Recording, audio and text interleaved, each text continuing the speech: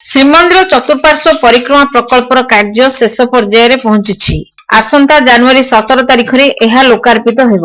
ଏହି କାର୍ଯ୍ୟକ୍ରମରେ ସମସ୍ତେ ସାମିଲ ହେବାକୁ ଜିଲ୍ଲାପାଳ ସମର୍ଥ ବର୍ମା ଅନୁରୋଧ କରିଛନ୍ତି। ସୋମବାର ଅପରାହ୍ନରେ ସର୍କିଟ ହାଉସଠାରେ 8 ସାହି ଆଖଡ଼ାର କର୍ମକର୍ତ୍ତାମାନଙ୍କୁ ନେଇ ଏକ ବୈଠକ ଅନୁଷ୍ଠିତ ହୋଇଥିଲା।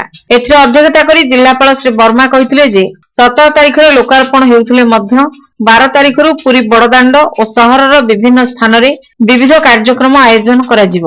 ମହାପ୍ରଭୁଙ୍କ ଏହି କାର୍ଯ୍ୟକୁ ପ୍ରତ୍ୟେକ ସେବା ଭାବେ ଗ୍ରହଣ କରି ନିଜ ଗୃହକୁ ପରିଷ୍କାର ପରିଚ୍ଛନ୍ନ ରଖିବା, ଗୃହ ସମ୍ମୁଖରେ ଝୋଟି ମୁରୁଜ ପକାଇବା, ପୂର୍ଣ୍ଣକୁମ୍ଭ ସ୍ଥାପନ କରିବା, ଗୃହକୁ ଆଲୋକମାଳାରେ ସଜାଇବା ସହିତ ସନ୍ଧ୍ୟାରେ ଦୀପ ପ୍ରଜ୍ୱଳନ କରିବାକୁ ଜିଲ୍ଲାପାଳ ଅନୁରୋଧ କରିଥିଲେ। ସେହିପରି ବଡ଼ଦାଣ୍ଡର ଉଭୟ ପାର୍ଶ୍ୱରେ କୋଠାଗୁଡ଼ିକୁ ଗୋଟିଏ ରଙ୍ଗରେ ରଙ୍ଗାଯିବା ସହ ଆଲୋକମାଳାରେ ସଜାଯିବ। ପ୍ରତ୍ୟେକ ଦେବାଳୟକୁ ମଧ୍ୟ ଆଲୋକମାଳାରେ ସଜ୍ଜିତ କରାଯିବା ପାଇଁ ବ୍ୟବସ୍ଥା କରାଯାଇଛି।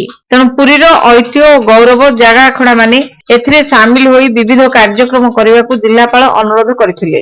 8 ସାହି ଆଖଡ଼ାର କର୍ମକର୍ତ୍ତାମାନେ ଏଥିରେ ଯୋଗଦେଇ ମହାପ୍ରଭୁଙ୍କ କାର୍ଯ୍ୟରେ ପୂର୍ଣ୍ଣ ସହଯୋଗ କରିବେ ବୋଲି ସୂଚନା ଦେଇଥିଲେ।